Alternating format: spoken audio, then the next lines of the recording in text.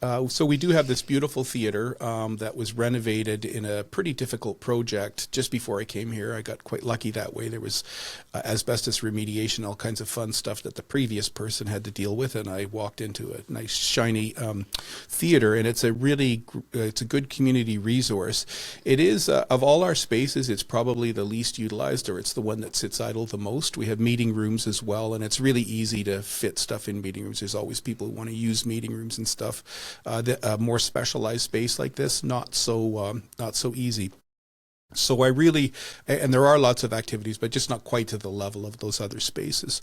So I would really like to see this theater used in use all the time. And so we came up with the idea of doing musical concerts. We have, I think there's 5 total. We've had one happen already. We have another one coming up the Wednesday after tomorrow, so 8 days from now.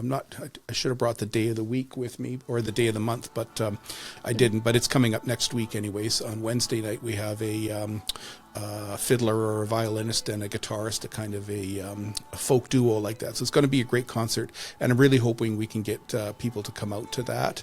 And then next year, January, February, we have 3 more concerts of that sort coming. Yeah. Are they local musicians or touring musicians? These are touring musicians through an organization called Home Roots or Home Routes. Not sure of the pronunciation, but it's a they basically the theory behind it is that typically people actually do home concerts with this organization, and then the musicians stay in the homes of the hosts. So it was a good avenue to get these good folk singers, performers.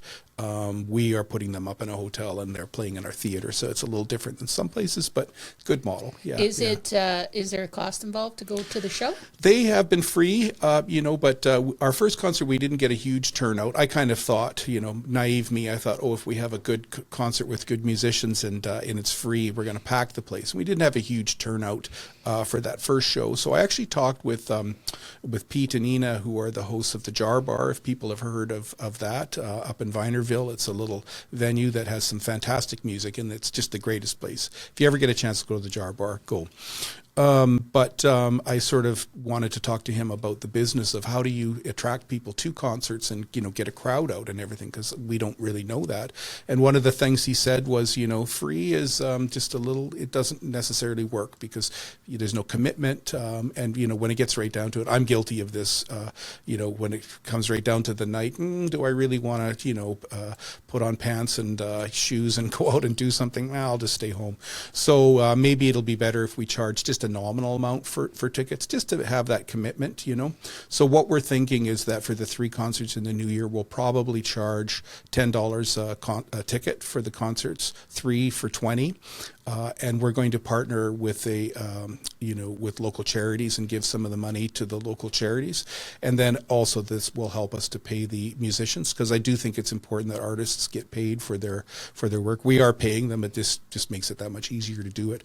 So these concerts will be coming up in January, February. There will be that nominal charge, and I really hope people come out and see some good music, because these are good performers. They're really high quality performers.